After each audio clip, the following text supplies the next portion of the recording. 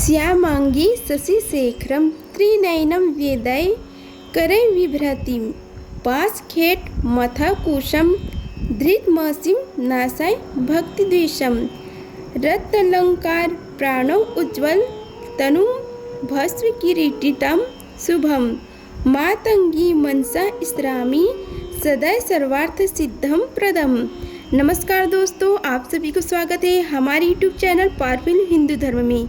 आज हम आप सभी को गुप्त नवरात्रि में माता मातंगी की कथा, पूजा विधि, महत्व तथा उनके मंत्र के बारे में आप सभी को बताएंगे। अगर आप सभी हमारी वीडियो को पहली बार देख रहे हैं तो वीडियो को लाइक कीजिए, चैनल को सब्सक्राइब कीजिए, बेल आइकन को प्रेस कीजिए, ऑल ऑप्शन पर क्लिक कीजिए ताकि आने वाली वीडियो की नोटिफिकेशन आप सभी को मिलती रहे। आइए जानते हैं गुप्त नवरात्रि के बारे में। शास्त्रों में गुप्त नवरात्रि को बहुत ही शुभ और महत्वपूर्ण माना गया है और इस दौरान सभी 10 महाविद्या की पूजा अर्चना करने का विधान है, जिसके अनुसार 9वें दिन माँ मातंगी की पूजा की जाती है। यह तंत्र की देवी है, वचन की देवी है। यह एकमात्र ऐसी देवी है जिनके लिए व्रत नहीं रखा जाता, यह केवल मन और वचन से तृप्त हो जाते हैं। अब हम आप सभी को माँ मातंगी के स्वरूप का वर्णन कराते हैं। शास्त्रों के अनुसार मातंग भगवान शिव का ही एक नाम है। भगवान शिव की आदिशक्ति देवी मातंगी है। माँ मातंगी का रंग श्याम है। वह अपने मस्तक पर चंद्रमा को धारण करती है। माँ मातंगी ने राक्षसों को वध करने के लिए तेजस्वी रूप धारण किया है। माँ मातंगी सदैव लाल रंग की वस्त्र धारण करती है। माँ मातंगी अपने पैरों में लाल पादुका का और गले में लाल माला धारण करती है। माँ मातंगी के हाथों में धनुष, बाण, शंख, पाश, कटार, शस्त्र, त्रिशूल, अक्षमाला आदि ले रहती है। हम आप सभी को माँ मातंगी के महत्व के बारे में आप सभी को बताते हैं। देवी मातंगी 9वीं महाविद्या है और इन्हें देवी सरस्वती का तांत्रिक रूप भी कहा जाता है। वे बुद्धि, विद्या, ज्ञान और रचनात्मक से जुड़ी हैं। भक्तगण भाषण, संगीत, कला और ज्ञान में निपुणता प्राप्त करने के लिए उनसे आशीर्वाद मांगते हैं। मातंगी को उनके उच्चिष्ट चंडालिनी या उच्चिष्ट मातंगिनी के रूप में व्यापक रूप से पहचाना जाता है। वह अक्सर प्रदूषण, दुर्भाग्य और हिंदू समाज के हाय से का प्रतिनिधित्व करती है। पारंपरिक हिंदू धर्म में उन्हें एक बहिष्कृत चंडालिनी माना जाता है और उन्हें बिना हाथ धोए बचा हुआ या आंशिक रूप से खाया हुआ भोजन, उच्चिष्ट या खाया हुआ भोजन चढ़ाया जाता है। दोनों को अशुद्ध माना जाता है। फिर भी उनकी पूजा उन लोगों के लिए अनुशंसित है जो अलौकिक क्षमताओं, विरोधियों पर प्रभुत्व, दूसरों को आकर्षित करना, कलाओं में दक्षता और परम ज्ञान की प्राप्ति चाहते हैं। किंवदंती है कि मातंगी ने भगवान शिव को सबक सिखाने के लिए हस्तक्षेप किया था। जब उन्होंने अपना रूप बदलकर उन्हें धोखा देने का प्रयास किया तो उन्होंने अपनी बुद्धि और दिव्य शक्ति से उसका प्रतिकार किया। इसके अतिरिक्त मातंगी को अक्सर जंगलों और प्राकृतिक दुनियाओं से जोड़ा जाता है। मातंगी जयंती पर देवी मातंगी की पूजा करने से जीवन से नकारात्मक दूर होती है। वह बुद्धि, ज्ञान और रचनात्मक को नियंत्रण करती है। नृत्य, गायन और अन्य कला में रूप में विशेषता प्राप्त करने के इच्छुक लोगों को उनकी पूजा करना चाहिए। वैवाहिक सुख की चाह रखने वाले भक्त को भी इस दिन देवी मातंगी की पूजा करते हैं। इस वर्ष माँ मातंगी की जयंती अक्षय तृतीया के दिन मनाई गई है। अब हम आप सभी को माँ मातंगी की पूजा विधि के बारे में बताते हैं। गुप्त नवरात्रि में सभी देवों की पूजा रात्रि के समय ही की जाती है और मातंगी की पूजा भी भक्त रात्रि में ही करते हैं। पूजा करने के लिए सबसे पहले ब्रह्म मुहूर्त में उठकर स्नान आदि से निवृत्त होकर सूर्योदय को अर्घ्य दें। इसके बाद घर को गंगा जल से शुद्ध कर एक चौकी पर वेदी बनाकर माता मातंगी की प्रतिमा रखें और अगरबत्ती दिए जलाएं, फल दूब दीप अक्षत अर्पित करें। पूजा करने के लिए एकांत में पश्चिम दिशा की ओर मुख करके बैठे। एक चौकी पर गंगा जल छिड़क कर शुद्ध कर लें और उस पर लाल रंग का कपड़ा बिछाएं। माता मातंगी की पूजा के लिए उनकी तस्वीर, मूर्ति या मंत्र के साथ मूंगा की माला अवश्य मानी गई है। इन वस्तुओं के अभाव से आप एक तांबे की थाली में सिंदूर से स्वास्तिक बनाकर सुपारी रखें। इसी सुपारी को यंत्र मानकर माता मातंगी की पूजा अर्चना करें। माता मातंगी की पूजा करते समय घी का दीपक जलाएं और लाल रंग के फूल अर्पित करने के बाद माता मातंगी के मंत्र का जाप करें। ध्यान रहे कि आप सबसे पहले किसी जानकार या फिर अपने गुरु से माँ मातंगी की दीक्षा प्राप्त कर तथा उनसे मंत्र लेकर उनका आशीर्वाद प्राप्त करें और उनका मंत्रों का जाप करें। माता मातंगी के मंत्र जाप है ओम ह्रीम क्लीम हूँ मातंगे फट स्वाहा। मान्यताओं के अनुसार जो भी व्यक्ति सच्चे मन से माता मातंगी की पूजा और मंत्र साधना करता है, माता उस पर प्रसन्न होती है और साथ ही सभी प्रकार के दुख और दरिद्रता से मुक्ति दिलाती है। अब हम आप सभी को माँ मातंगी की कथा का रसपान कराते हैं। आइए रसपान कीजिए माँ मातंगी की कथा का। एक बार देवी पार्वती ने अपने पति भगवान शिव से अपने माता पिता से मिलने की अनुमति मांगी। भगवान शिव नहीं चाहते थे कि वह उन्हें एकांकी छोड़कर जाए, परंतु शिव जी के सन्मुख बार बार प्रार्थना करने पर उन्होंने देवी को अपने पिता हिमालय राज के यहाँ जाने की अनुमति दे दी। साथ ही शिव जी ने यह प्रतिश्रुति भी ली कि देवी शीघ्र अति शीघ्र ही अपने माता पिता से मिलकर कैलाश लौट आएगी। तदंतर देवी पार्वती ने अपने पितृगृह को प्रस्थान किया। कुछ दिन पश्चात भगवान शिव देवी पार्वती के अनुराग में निरुत्साह हो गए तथा उन्हें वापस बुलाने का उपाय सोचने लगे। शिव जी एक आभूषणों से वर्त्री का छाया रूप में लेकर हिमालय राज के घर को गए। शिव जी इस भेष में देवी पार्वती की परीक्षा लेना चाहते थे। वे देवी के सम्मुख गए और अपनी इच्छा अनुसार आभूषणों का चुनाव करने के लिए कहा।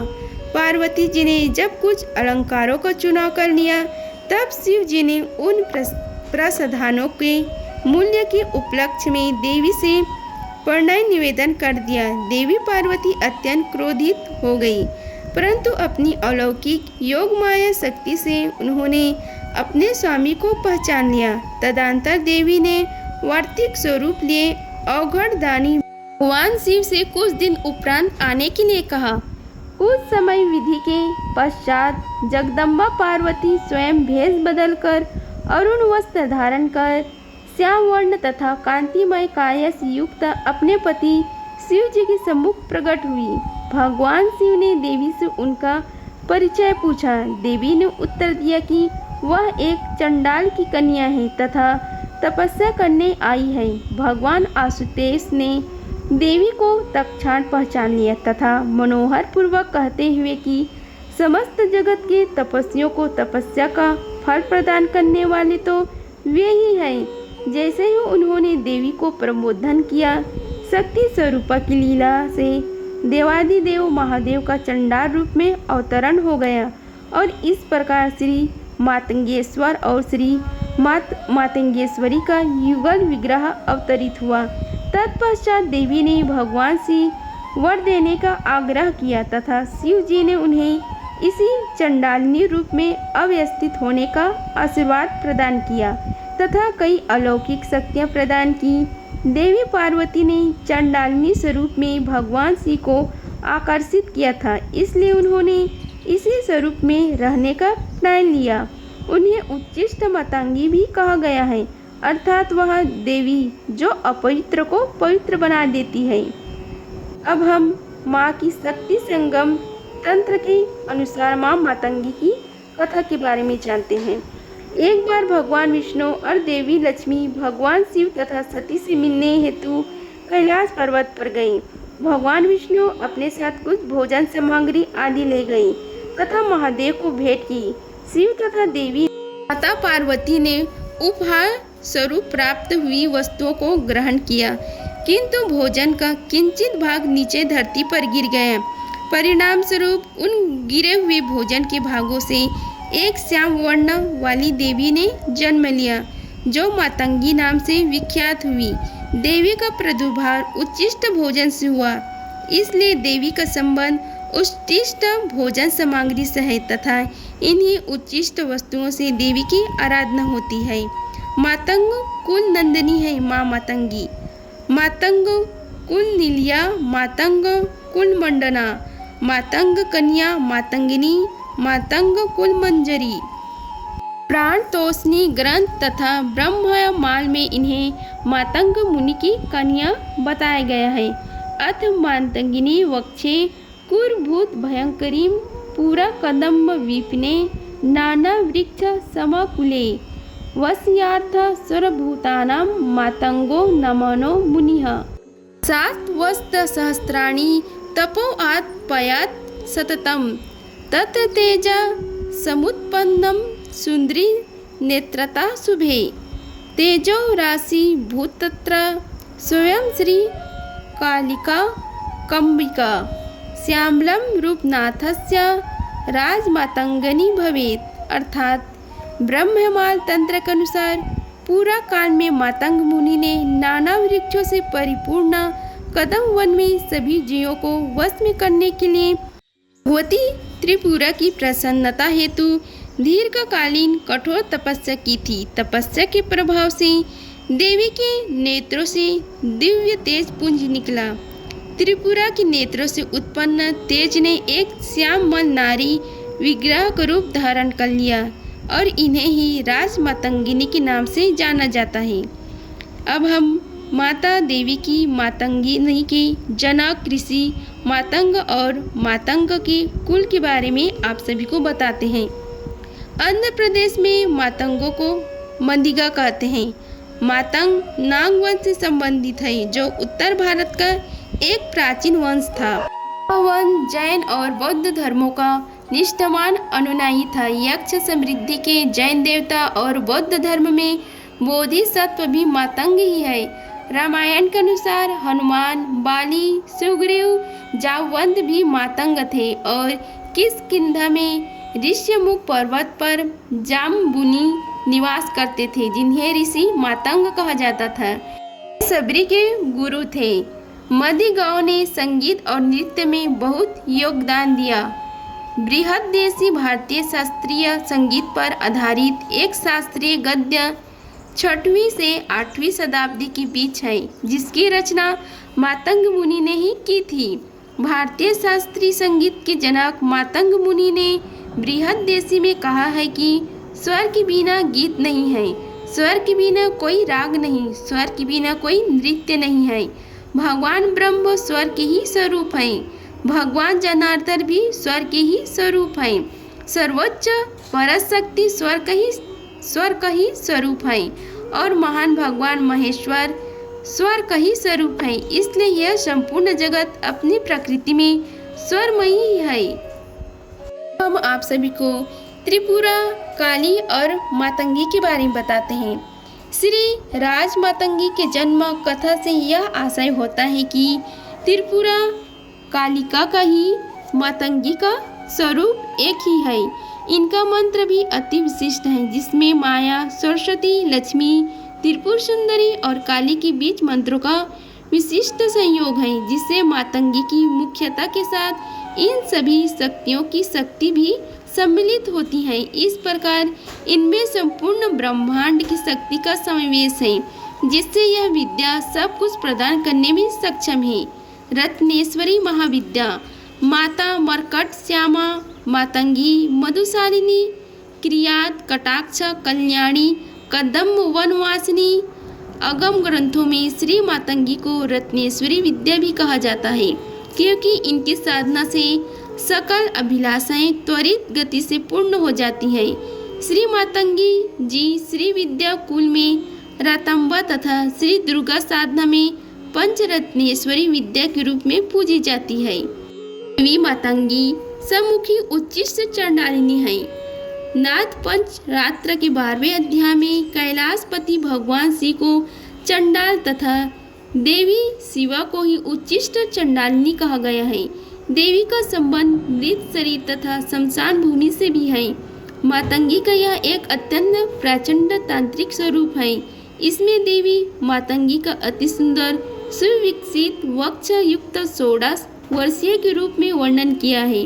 वे लाल वस्त्र धारण करके मृत देह पर आसीन होती हैं। वे लाल रंग के आभूषण और गुज्जा के फूलों से बनी माला को पहनती हैं। देवी के शमशान निवासिनी रूप में वह अपने दाहिने हाथ में महाशंख, मनुष्य कपाल तथा खप्पर धारण करती हैं। वे उच्चिष्ट भोग पसंद करती हैं। अगर आप सभी को हमारी वीडियो पसंद आई होगी तो वीडियो को लाइक कीजिए, चैनल को सब्सक्राइब कीजिए और कमेंट बॉक्स में जय मां मातंगी, जय मातंग लिखिए। धन्यवाद। मिलते हैं अगले वीडियो में, तब तक के लिए जय माता दी।